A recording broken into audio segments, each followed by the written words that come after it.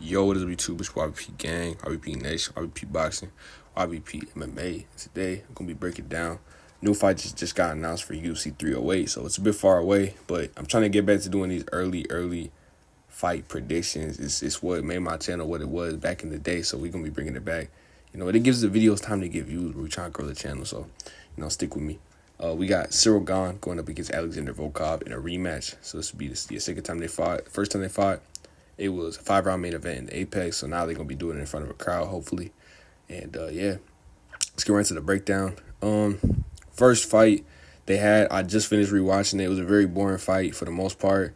You know, as I was watching the fight, all I was thinking about was Shakur Stevenson, but it wasn't, you can't criticize it too much because of the level of the opponent, Because, Shakur, I don't even know how I'm, still talking about Shakur, but he's been the topic of discussion for the last, 2 days, 3 days. That's all people have been talking about. But besides the point, CIRYL GANE, it was pretty lackluster for the most part. Nothing too crazy. But at the same time, I'll say it's still a masterclass. You know what I'm saying? He outstruck Volkov for a majority of the fight. I think the first round he got outstruck.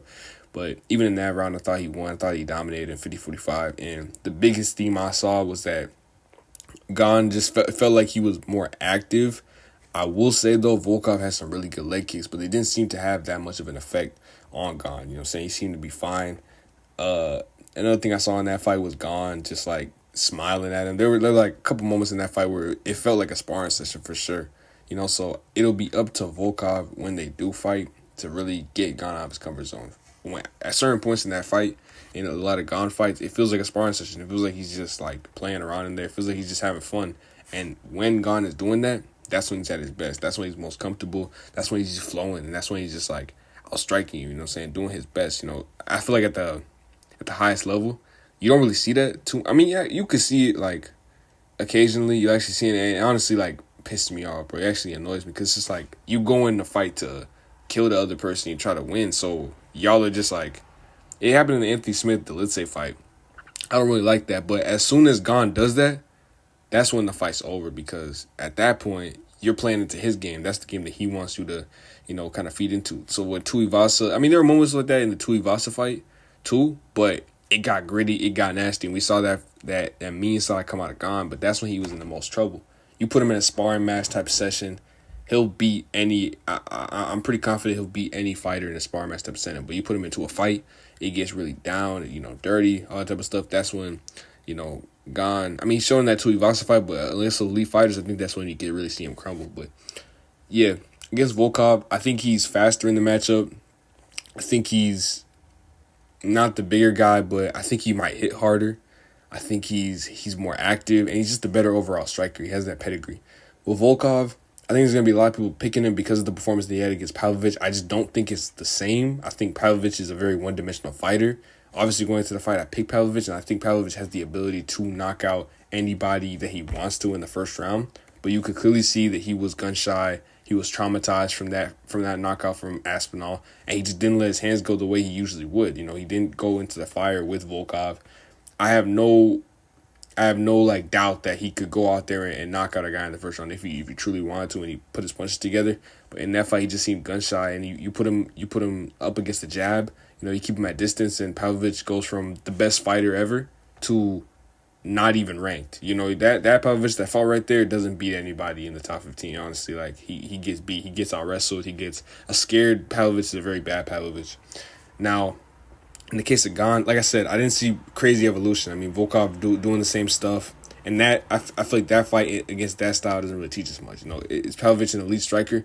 Yeah, he's only an elite striker when he's knocking people out in the first round. If he's not doing that, then going to the later rounds, we saw that he's just not that guy. So you put him up against a guy like GANE that is faster, can honestly match him in the size, has a really good jab, has decent shots, basically does everything that Volkov does better. I think GANE could honestly replicate that same performance against Pavlovich. So I think it's a tough stylistic matchup for Volkov. Honestly, if I was GANE, I'm actually kind of disappointed that GANE's fighting Volkov, because I think this is just going to be a breeze. 3 rounds, 5 rounds, he should dominate this fight for the most part. Like I said, there's going to be some people who are going to be picking Volkov off the Pavlovich performance, but I think going into that fight, you knew that if that fight gets out the first round, it's not going to be good for Pavlovich. He's not like an elite guy outside the first round. So, he's a finisher. So, yeah, I say going into this fight, I want to see Gane versus like a grappler, like, Jailton Almeida. I'd love to see him against the Tom Aspinall. See if he could defend those takedowns. That'd be so interesting. But, I made a video a while back. Like, I hate to call like fighters ducks, but I feel like he's a duck. Like Jailton's clearly calling him out. But this fight opened up. It makes a lot of sense. I wish it was in Paris. It isn't. It is what it is. But it should. I hope Volkov comes to play, man. I hope he comes and throws out more volume. I hope the kicks are a big part of his game plan. But for the most part, man, I think Gane's faster. I think he's more skilled, and I think he has more tools in his basket. I think Volkov. I think another one thing I forgot to touch on is the wrestling threat. I touched on Jailton and Tom Aspinall. I feel like, could he go out there and replicate the John Jones game plan, just go and take him down? Yeah, I guess. But he didn't do that against Pavlovich. I don't know if he could do that against a guy like Gane. And I feel like Gane's takedown defense has improved since the Jones fight. He defended takedowns against Sergey Spivak. Granted, a lot of those takedowns were kind of labored. They were kind of telegraphed. But he looked fast, he looked agile, and he looked like a guy who, if you can't match him in the athleticism department, in the speed department, with those takedowns, and you're not a very skilled wrestler at that level, then you're not going to be able to take him down. So I'm thinking a guy I think Jailton could take him down. I think maybe Aspinall could. Not sure if Volkov could. Volkov, this isn't Tuivasa. This is Gane. He's a very athletic guy, man. This guy could be, he's in the UFC, but he could be playing basketball. He could be playing football. He could be playing soccer. Very athletic guy. I could say the same thing about Volkov too, but not like that. Not like that. You know what I'm saying? So, yeah, and he's not an elite wrestler like that. So, that's what I got for the fight. Leave a like on the video, subscribe. Peace out, most square. You know what it is.